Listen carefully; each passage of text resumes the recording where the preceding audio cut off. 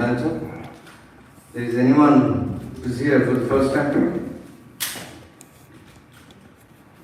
Okay, where you are from? Yes, you are from Atlanta? Prabhu. Okay, let's welcome this is nice the beautiful table bodies line. who came first time. I can. There's anyone else who came here for the first time? Project the verses. Yeah.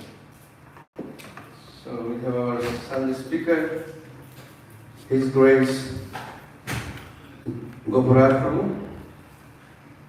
Goparāj Prabhu is the direct disciple of HG Jayapatākā Swāmi Mahārāj, one of our ISKCON Guru, and within our ISKCON International Society for Krishna Consciousness. Goparāj Prabhu has been serving this temple for many years and is very expert in giving Krishna Katha, or speaking about the glories of Krishna. So he's speaking, I think, what do you say? Majalila. He's going to be speaking from Chaitanya Charitamrita by Prabhupada himself. Prabhupada said, now Lord Chaitanya and Nityananda has come to your country. Now I should serve them. So since 50 years we've been serving these deities in this temple. So let's give a round of applause for all the devotees who've been serving these for many years. So after the Sunday, after the lecture, we're going to conclude mini arati, and then there will be more kirtan, more announcements, and then there will be prasad for everyone. So please be with us. Thank you. Hare Krishna.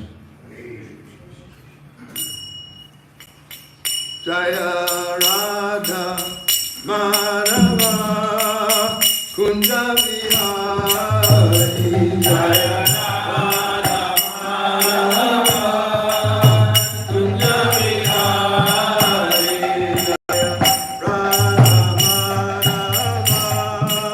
Kunja Vihari Jaya Radha Madhava Kunja Vihari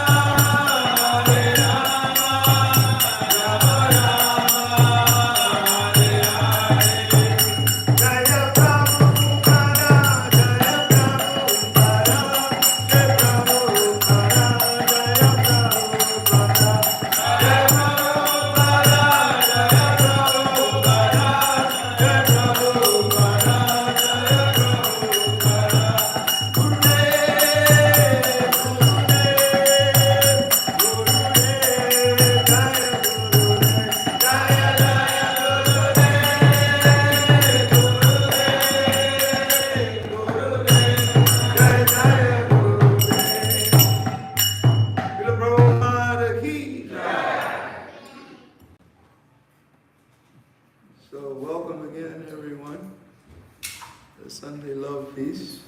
Today we're going to hear some from Chaitanya Charitamrita, the Madhya Lila. This is this chapter is titled Lord Chaitanya Instructs Sanatana Goswami. It's a very potent chapter. So many things are there. Anyway, we'll hear some verses from there. Om Namo Bhagavate Vasudevaya. Om Namo Bhagavate Vasudevaya. Om Namo Bhagavate Vasudevaya. Om Namo Bhagavate Vasudevaya. Om Namo Bhagavate Vasudevaya. Om Namo Bhagavate Vasudevaya. Jaya Jaya Sri Chaitanya Jaya Nityananda. Jaya Chaitanya Jaya Jaya Dvaita Chandra Jaya Gaura Bhakta Vrinda. Jaya Jaya Sri Chaitanya Jaya Nityananda. Jaya Dvaita Chandra Jaya Gaura Bhakta Vrinda.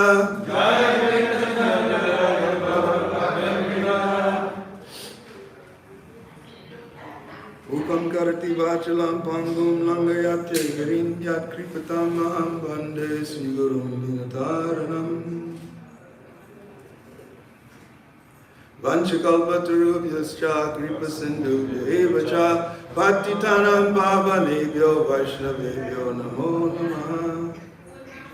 Sri Krishna Chaitanya Prabhu Nityananda Sri Advaita Gadadhara Sri Vasari Gaura Bhakta Vrinda. Hare Krishna, Krishna Krishna, Hare Hare, Hare Rama, Rama Rama, Hare Hare.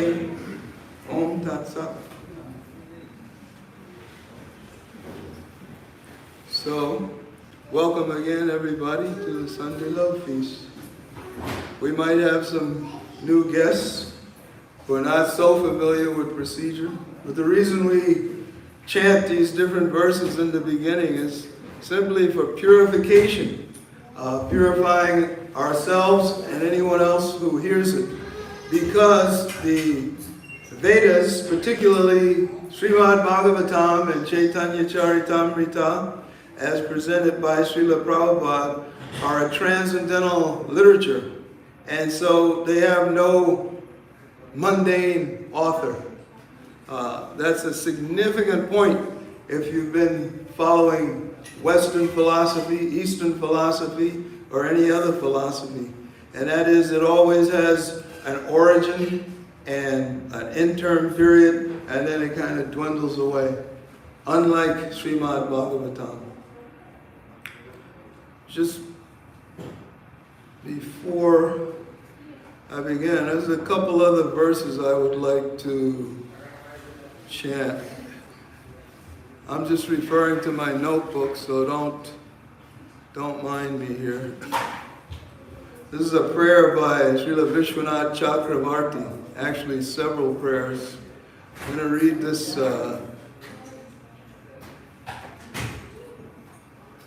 second and third.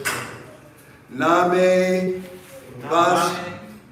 I'm just going to chant, but if you want to chant along with me, feel free, because it's purifying. Name Stivai Dusyapi Napi Bhaktir Viraktir Raktir Na Tatapi Lolyat Sudurgamad Eva Bhagami Veda Stuyarta Chinmani Rishi Gridnu.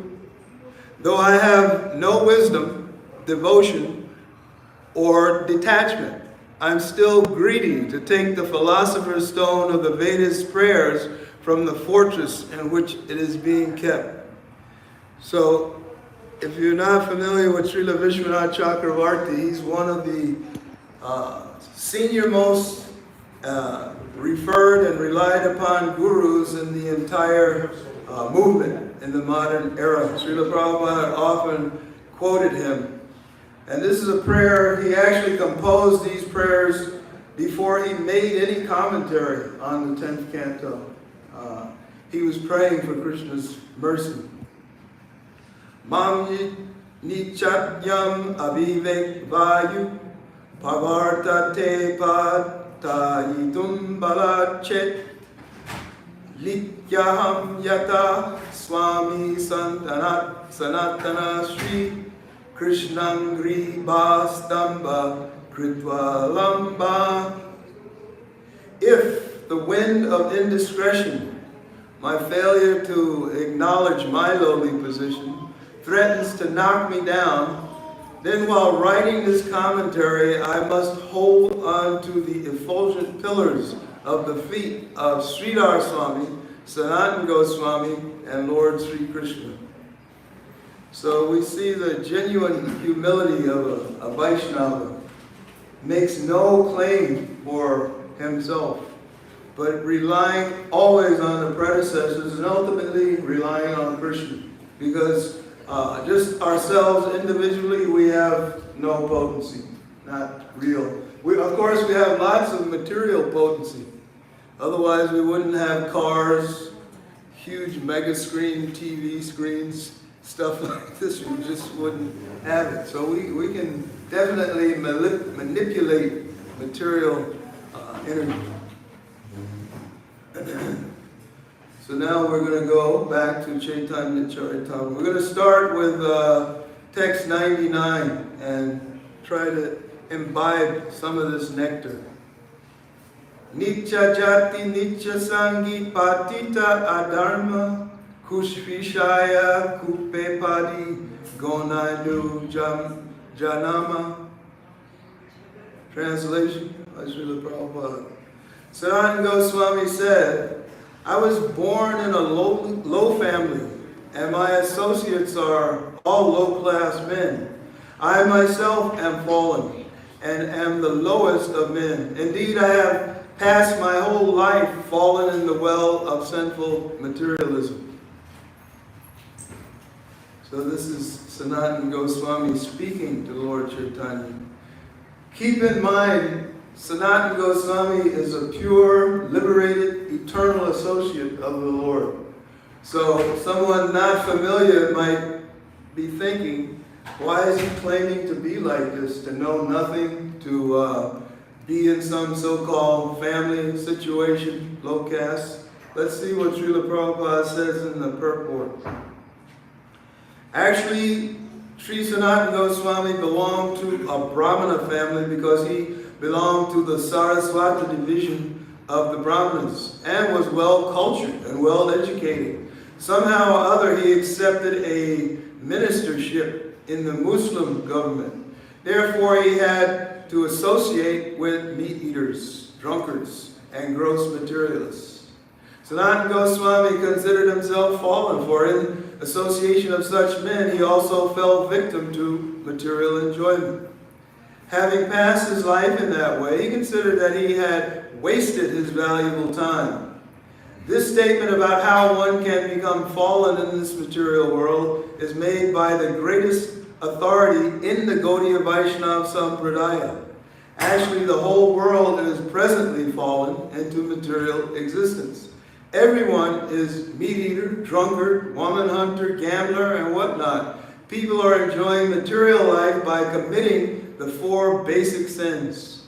Although they are fallen, if they simply submit themselves to the lotus feet of Sri Chaitanya Mahaprabhu, they will be saved from sinful reaction. So Srila Prabhupada is right on the money, as we say with this purport. Because we live in the Kali Yuga, in this age of fallen individuals. Actually, we're practically all born in a fallen situation. And Srila Prabhupada graphically describes this. The situation when he came to the U.S. and the situation now outside of the Hare Krishna ISKCON movement. Pretty similar. We still find so many discrepancies in this so-called lifestyle that we live. But when you carefully analyze it and look at what's going on, intoxication, woman hunters, man hunters too, gamblers, and whatnot. This is the mood of the people in Kali Yuga. Has anyone not experienced that in this day and age? Has anyone not seen what is actually going on outside when you go out, go across the street, walk down the park, start looking around, seeing what happens? People are engaged in these activities. But Sanatana Goswami is indicating, even though it seems like he's indicating himself, he's indicating where we can start. We need to get out of this situation. We need attention. Just like if you have a giant cut in your arm, you need medical attention. You can't just ignore it. Blood is gushing out. You need some serious medical attention. You can't start saying, oh, the NFL is on this evening. I want to watch that game.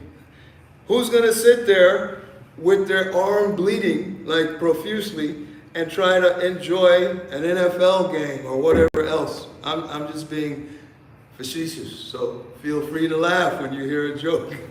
It's no problem. Because the graphic illustration kind of embeds it in our mind. Anyway, so we need medical attention that we can't get at Emory Hospital, at Grady. What kind of attention are you talking about? I'm talking about serious Vaishnava medical attention. That is how to remedy the problems we have in this material world. And Srila Prabhupada cut to the root: Janma, Mrityu, Jara, Vyadi, birth, death, old age, and disease. That's the root of everything. You can't get away from it. You can't try to counter-explain it. That's what's happening whether you are in Atlanta or whether you're in Hong Kong. Still, same four things going on. And still the same activities. It's not like name your city or country and there's no meat eating, no gambling, no prostitution. Where is that? No. So all those activities are going on constantly, and that's the aim of Lord Chaitanya actually enlightening Sanatana Goswami. Apanara hita hita kichui na jani granya vyavahare pandita tai satyamani. Translation: I do not know what is beneficial for me or what is detrimental. Nonetheless, in ordinary dealings, people consider me to be a learned scholar, and I'm also thinking of myself as such. That's actually a key perception of Sanatana, because this is what we do. All of us, I'm guilty, we're all guilty. Initially, we don't know what's good for us. We have, quote, our dreams, our hopes, our desires in this material world. They all float around what's happening in this material world. And when people praise us, oh, he's such a good such and such. She is such a nice such and such. And we think, oh, that's me. Okay, thank you for putting the badge on the shoulder here. But that's not the real case. So Sanatana wants to get to what is the real case. So this is always, my dear Prabhus, always this is a lesson. We're in a learning process. Kripakari yadi more kari yacha udar apana kripate kaha kartavya amara. Out of your causeless mercy, you have delivered me from the materialistic path. Now by the same causeless mercy, please tell me what my duty is. So this is the mood of a devotee. He's already accepted Chaitanya Mahaprabhu as his personal guru. And from this, we can learn how to behave. Ultimately, we have to accept a guru, ultimately. I have read practically, I would say almost 99% of Srila Prabhupada's books. Everywhere, he says the same thing. Many commentaries from Prabhupada's guru, Bhaktisiddhanta, same thing. the question was asked, Bhaktisiddhanta, do we have to accept a guru? Can't we just on our own? I wish I could repeat verbatim his answer, but in a nutshell, no, you can't. Why? Because we don't know what to do. We don't know how to please the Lord. It's only through the Guru. The Guru is the Lord's representative. That's why Krishna himself says he is not non-different than his disciple, the spiritual master. Why? Because he's entrusted the spiritual master to give us this knowledge to deliver us. So this is what Sanatana Goswami is asking for, the knowledge that can get us out of the material world. Otherwise, we can get all kinds of material knowledge. We can learn how to become like computer experts. We can learn how to become expert builders, carpenters. We can learn the medical field, become a doctor, nurse. We can learn something in any field. Science, engineering, music, yoga. You can teach yoga. What kind of yoga are you teaching? In the Kali Yuga, you're learning physical exercise. Just a side note on exercise. I was just through the internet, I saw a study done, a person researched through a university study. Who is it that actually lives the longest? And many of the answers he first got, people were thinking, oh, those people that exercise, get out there and do it. So they invested people who were the top in all their field athletically, whether runners, performers in any athletic event, and they all, practically without fail, they all seem to pass away at an earlier age, even than most people. So then you would say, well, no, what about people, you see them every day, they're out there jogging, running, keeping in shape. I don't know what they're getting in shape for, but they're out jogging. So what about that? No, they're not the ones that live the longest. Yoga, real yoga, if you do real yoga, doesn't really involve jogging. Jogging is kind of a Western phenomenon now. Of course, they do it everywhere. But jogging usurps the prana a lot faster than sitting down and learning to actually control the incoming and outcoming breath. So if you're jogging, what's happening? You're burning up those breaths. In the Bhagavatam, it says each individual is born from day one with a given number of breaths. Once you use that up, bye-bye. You got to take another body. So how is jogging, rapidly using up the breaths you were given, how is that going to help you live longer? So you see the fault in the logic. It doesn't. Anyway, that's a side note. Let's continue here to see what Sanatana learns from Lord Chaitanya. Ke ami kena amaya jare tapatra traya iha nahi jani ke mane hitahaya. For those also new, maybe not familiar, this language I can't speak. Srila Prabhupada gave us this. This is Bengali, called classic Bengali. So when I read these verses, it's in Bengali. And they're very nice. The meter, the cadence that we were given to try and chant those.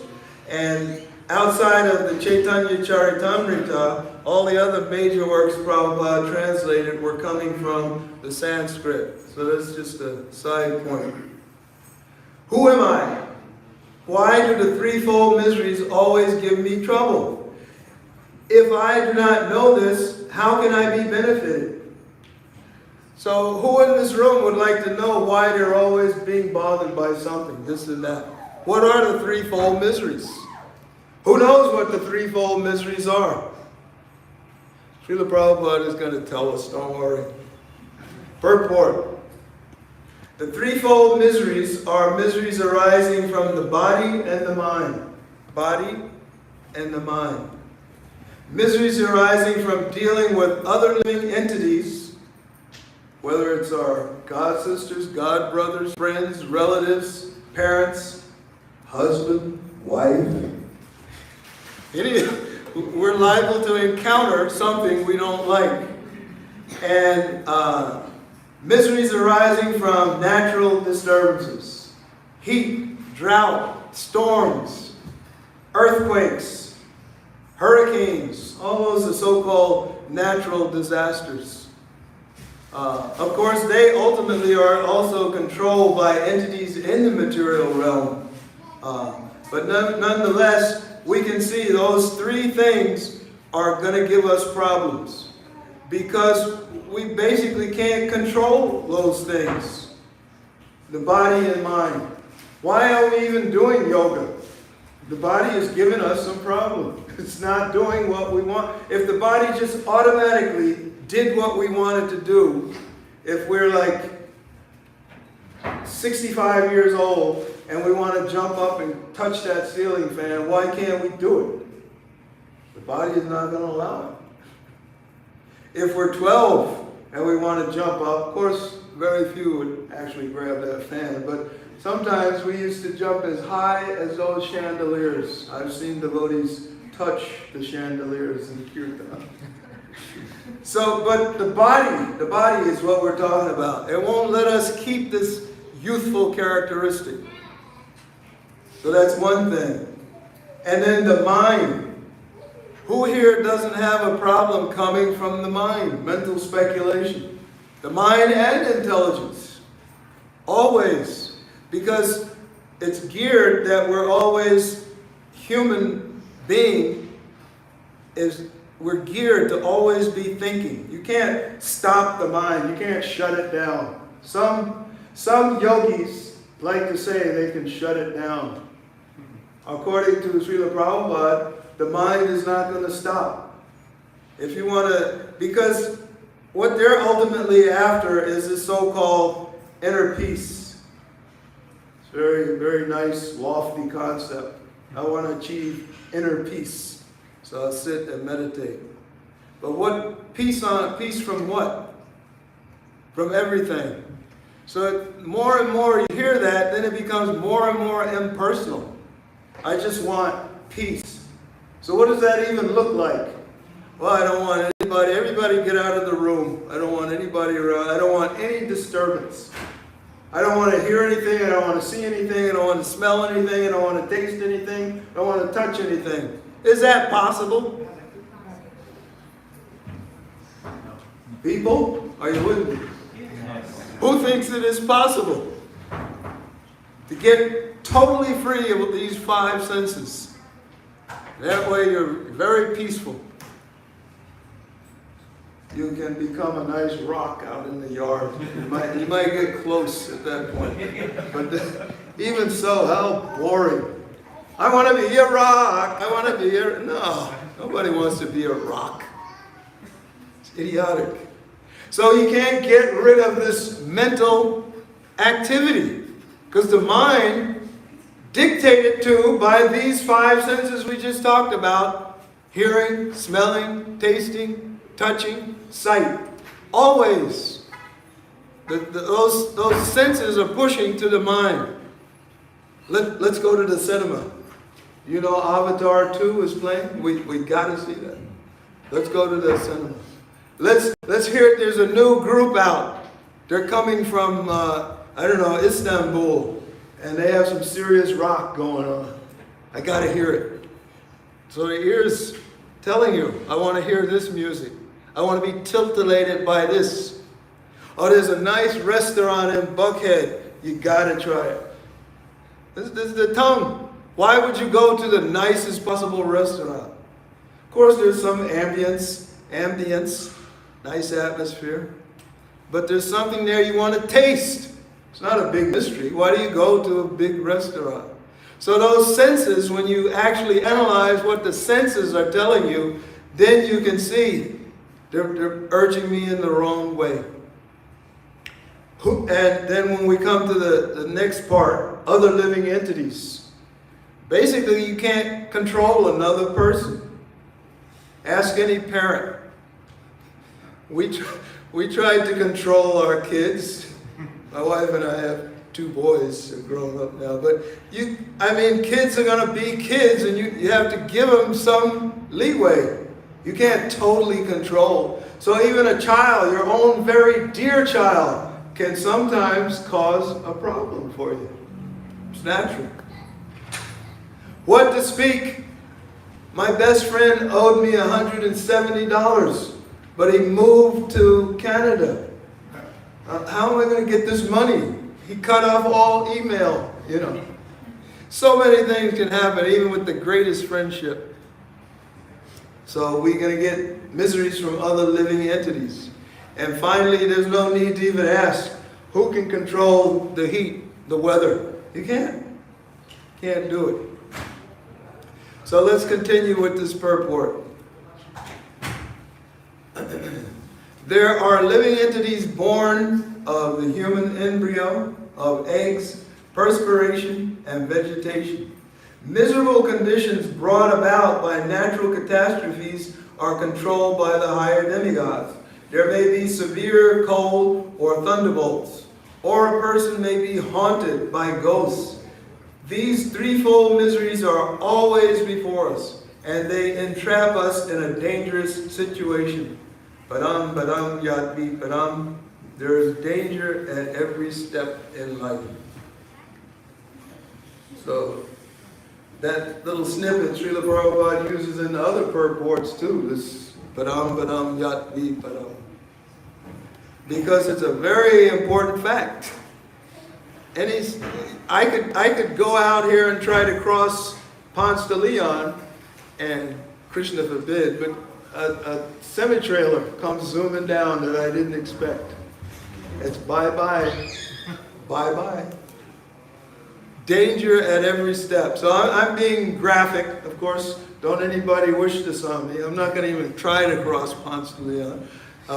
But just as a reference, any time we get up in the morning, we're thinking everything is nice, looking in the mirror, combing the hair, brushing the teeth, whatever. Of course, there's one problem I no longer have, brushing the hair.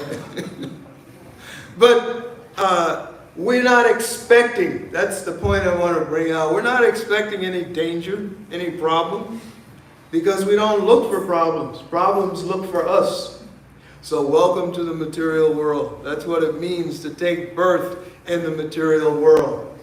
Whether as a human being, whether as a nice bunny rabbit, whether as a dog, snake, cricket, camel, elephant, you name it. 8,400,000 species. We don't even get to see all of them on this planet. Thank Krishna for that. There are human beings that we would definitely not, because we've reached, basically everybody in this room has reached the acme of the human body. Not only the acme of the human body, the demigods are actually envious of humans on this planet because we get to hear about Krishna directly. And we can, if we choose, go back with Krishna now, from this point, planet Earth. Other planets, there are beings much higher elevated than we are. And if you go upward, 7 planetary systems upward and 7 lower. If you go upward, like where the Gandharvas live, the heavenly regions, they have very beautiful bodies, but it's different than us. They have some amenities that we don't have. Nevertheless, it's material. And of course, if you go lower, the more hideous the beings will appear. All the way down to Patala Loka, the lowest planet in this system, which is actually considered one of the hellish planets. They don't get nice sunlight even. So many things go on there. And the beings are totally different than us. So we are very fortunate that we are getting this instruction. This is coming from Sanatana Goswami via Srila Prabhupada. Otherwise, we would not be privy to it. I wouldn't be privy to it. I wouldn't know anything about it. But this is how the Guru Parampara works. And the aim of the Guru Parampara is to get us out of this nonsense situation, this material world. One verse, if I can find my notes here. Where is that? Yeah, this verse. This is going to the Bhagavatam. This shloka is from the first canto, chapter 7. Anarto pasamat saksha bhakti yoga roksaje lokasya janato vidvams chakre sattvata samhitam. The material miseries of the living entity, which are superfluous to him, can be directly mitigated by the linking process of devotional service. But the mass of people do not know this, and therefore the learned Vyasadeva compiled this Vedic literature, which is in relation to the supreme truth. So this verse happens early on in Srimad Bhagavatam. But just as we're discussing these miserable, these threefold miseries, we're inflicted with them always from day one. The day a little baby comes into this world, he's crying. Usually, very few babies come in and just, peaceful. Hi, Mom. Hi, Dad. No, they're crying because the baby wants to eat milk or is feeling bodily uncomfort. Because when he's there with the mom, you don't have to worry about diapers or anything else. It's a very precarious situation. But when he comes out, he or she comes, then there's so many things that start to bother the baby.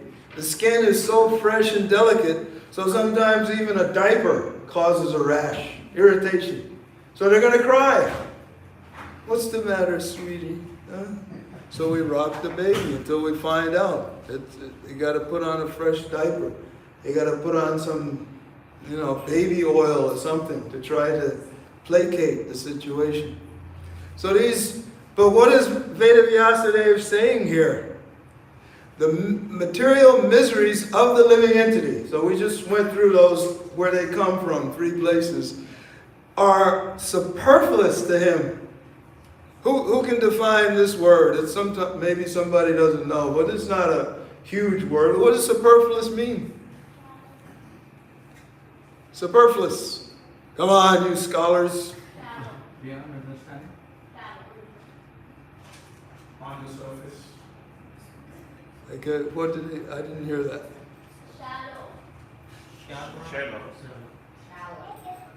Shallow. Yes, Prabhu. Means unimportant, doesn't have an impact on, shallow, unimportant. So we brought it out. We draw it out the nectar. Thank you, Prabhu. Unimportant, shallow. In some cases, meaning not necessary. It's beyond us. So if that's the case, the next section of this sentence is extremely important because he says those 3 miseries we were talking about can be directly mitigated. For those that don't know this word, I'm sure most do, mitigated, lessened, gotten rid of, no longer there. By the linking process. What is that linking process? Hare Krishna, Hare Krishna, Krishna Krishna, Hare Hare, Hare Rama, Rama Rama, Hare Hare. That is the linking process in devotional service. And Srila Vedavyasa is saying, if we know this, boom, you can get rid of most or mitigate, at least narrow it down to practically nothing. Whatever is left, it's not important. So a guy punches you in the nose. You don't care. It's okay. Chant Hare Krishna. No, just don't associate with that guy again. But yes, this linking process, if we actually take it up, mitigates, gets rid of all our material suffering. So it's important to understand this linking process. And that's the whole purpose of the Bhagavatam. This next verse. Yashyambai Shruyam Mayatnayam Krishne Paramapurushe Bhakti Rupadyate Pumsha Shoka Moha Bhayapaha. Simply by giving oral reception to this Vedic literature, the feeling of loving devotional service to Lord Krishna, the Supreme Personality of Godhead, sprouts up at once to extinguish the fire of lamentation, illusion, and fearfulness. So if you've experienced any of those conditions, lamenting, my great Aunt Tilda just passed away, so sad. It is. There's no need to lament. Illusion. I thought I was going to have $500,000 this weekend to spend. Only got 5. And then illusion. Where are you going to get $500,000 for a weekend? I'm thinking I could get it. Somebody's going to loan me. That's a gross illusion. And fearfulness. Who's that trying to use my Wi-Fi connection? Who's that out there near my vehicle? Don't touch it. I just polished that. Who's knocking on my door? We don't know. But we want to get rid of all those mundane conditions. We want to hear from Srimad Bhagavatam, Chaitanya Charitamrita.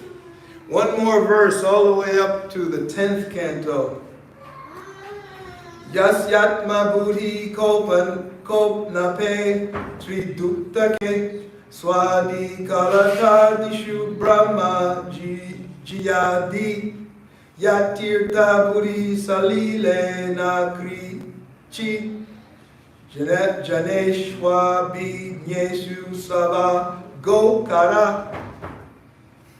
One who identifies his self as the inert body composed of mucus, bile, and air, who assumes his wife and family are permanently his own, who thinks an earthen image of the land of his birth is worshipable, or who sees a place of pilgrimage as merely the water there, but who never identifies himself with, feels kinship with, worships or even visits those who are wise in spiritual truth, such a person is no better than a cow or an ass.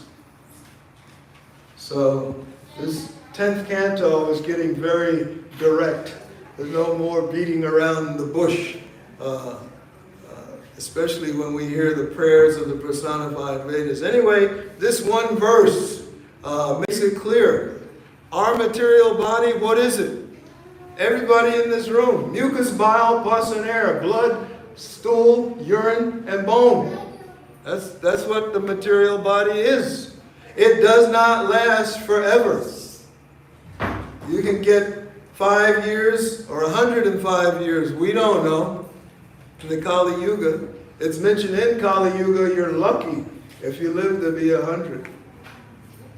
Anybody know anybody 100 years or more right now in this room?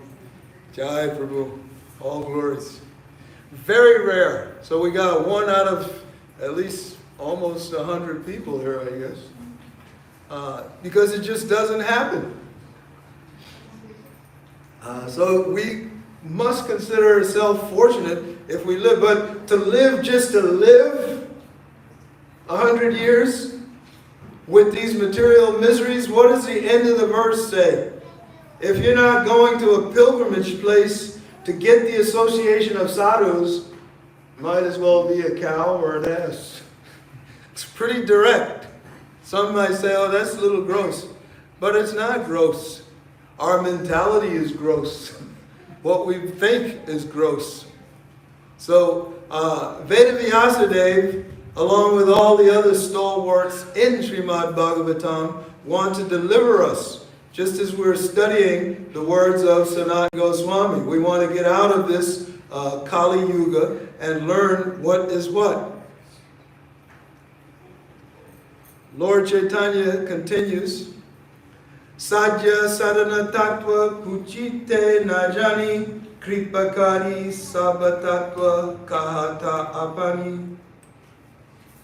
Actually, I do not know how to inquire about the goal of life and the process for obtaining it. Being merciful upon me, please explain all these truths. Prabhu kahe Krishna kripa tomate purnahaya sabatattva jnana tamara nahi tapatraya. Sri Chaitanya Mahaprabhu said, Lord Krishna has bestowed his full mercy upon you so that all these things are known to you. For you, the threefold miseries certainly do not exist.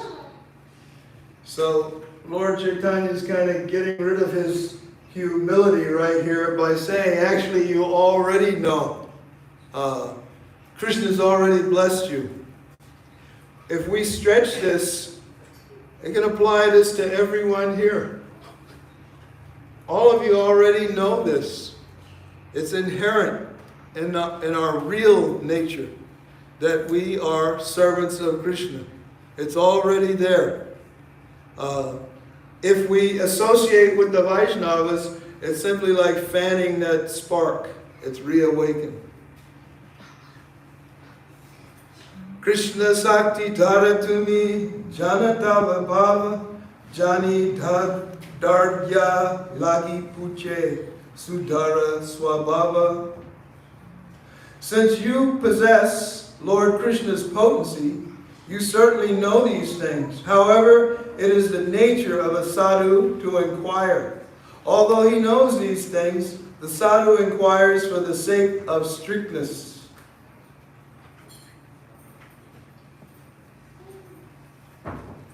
Achirat eva sarvata siddhyat yesham abhipishtita sad dharmasya va bodhaya yesham nirbandini mati. Those who are eager to awaken their spiritual consciousness and who thus have unflinching, undeviated intelligence certainly attain the desired goal of life very soon. This verse quoted from the Naradiya Purana, found in the Bhakti Rasamrita Sindhu, which is the nectar of devotion. So, if you have unflinching and undeviated intelligence, means you have to hear this process and then stick with it. And if you do that, then the goal is guaranteed.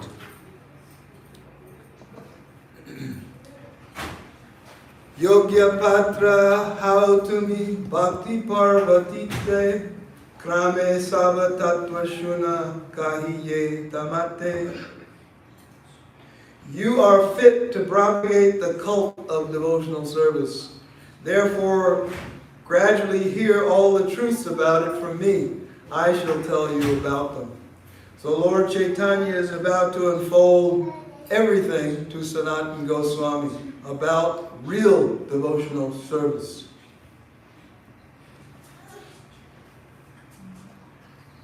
Jivara Swarupa Hoya Krishnera Nityadas Krishnera Tatasta Shakti Veda Veda Prakash Suryamsa Kiranya Yaiche Agnishvalachaya Swabhaika Krishnera Tina Prakara Shakti Haya. It is the living entity's constitutional position to be an eternal servant of Krishna, because he is the marginal energy of Krishna and a manifestation, simultaneously one with and different from the Lord. Like a molecular particle of sunshine or fire, Krishna has three varieties of energy. So, this verse, several other places, Srila Prabhupada quotes this verse and discusses it, gives the understanding of this verse, because it's key to our understanding who we are. And that is, as we began this lesson, this lecture, we're basically have to come to the point to realize we're not this body, not this material, physical body. We're going to stay in it for however many years that we have, and we have to use it to our advantage to serve Krishna. But we are not this physical body. So if somebody says, you know, Joe, I don't like your suit and your tie, you need to get rid of that, it doesn't become you, don't worry. Don't take that to heart. If somebody says, Mataji, I don't like your hairstyle, why don't you go to a beauty parlor? Forget you heard that. You're not the body. You can overcome this. But if we are attached to the body, immediately, you don't like my hairstyle? Who are you? I just had it done last week. We're not the body. Don't take trivial things as very important. Whether you can afford the nicest suit or whether you just have a pair of blue jeans and a t-shirt, doesn't matter. What matters is if you come to the temple in that suit, bravo. If you come in your blue jeans and t-shirt, bravo. That's what matters. If you read Bhagavad Gita, bravo. Does Krishna say you must be wearing such and such when you read Bhagavad Gita? Anybody read that shloka? Quote it to me if you have. In Srimad Bhagavatam, does Vyasadeva say the first qualification must have the nicest haka, first class, chada, kirta, sari. It doesn't even mention this nonsense. So literally, you can come as you are. Of course, that's not giving license to be frivolous. I don't mean it in that way. Oh, I can wear a pair of cut-off shorts. Then you're not really listening to the Shastra, because the Shastra says, this is Krishna on the altar. This is how you want to appear to Krishna. So if you have a $3,000 sari and dhoti, wear it. Because you want Krishna to see it, to be pleased with seeing you. This is the meaning of darshan. And I'm going to get darshan of Jagannath. How can you get darshan of Jagannath? Jagannath can give you darshan. What does darshan mean? As we discussed one time before, the seer. If we start to discuss who is the seer, what is the processes of seeing, and what is the seen? What is that main object? We will find out that all of those characteristics actually belong to Krishna. He is the actual seer. So when we come to the temple, out of sheer joy and respect, we want to look as beautiful as we can. Here I am as the perfect example. Sorry, I missed the cake. But anyway, this is the attitude. So when you come to the temple, you're coming, hoping that Sri Sri Radha Madan Mohan will see you. Because if they see you, you're automatically blessed. If they see you. If they don't see you, you can stance and whoop and holler and yell and scream. But Krishna reserves the right to do whatever he pleases.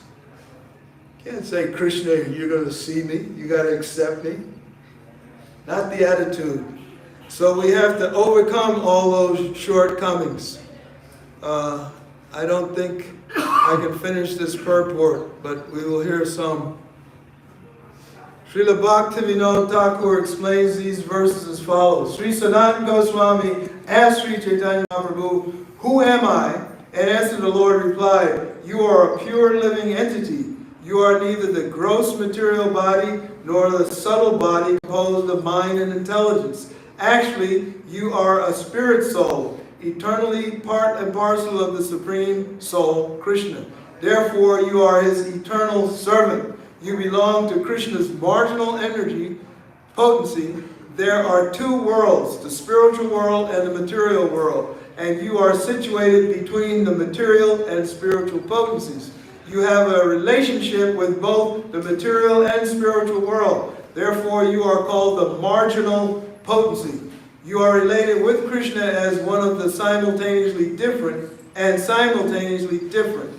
Because you are spirit soul, you are one in quality with the Supreme Personality of Godhead, but because you are a very minute particle of spirit soul, you are different from the Supreme Soul.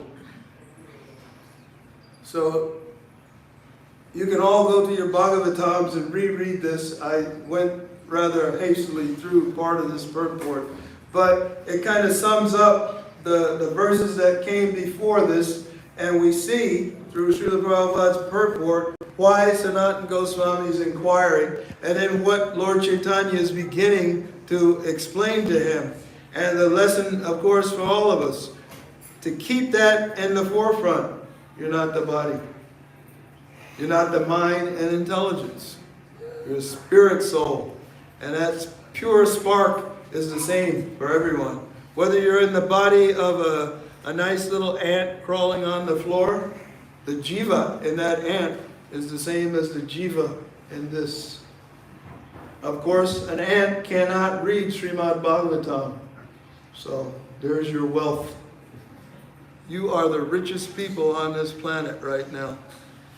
Bill Gates doesn't compare. Seriously. If anyone thinks what Bill Gates has, unless he has the Bhagavatam in his house, it doesn't compare. It's an insult to try to compare material wealth to spiritual wealth. We have that spiritual wealth. So I'm praying that all you Vaishnavas bless me so I learn how to use that wealth. Srila Prabhupada ki. Yeah. Any question?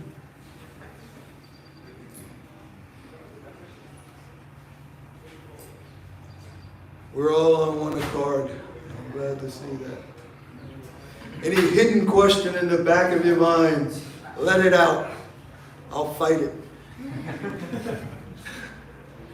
So, thank you very much. Jai Gaura Bhakta Vrinda.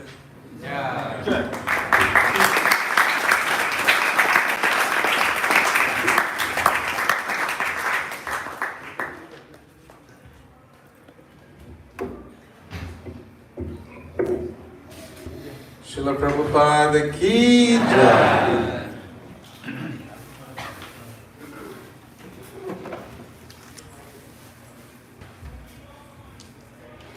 Rajeshwari Mataji and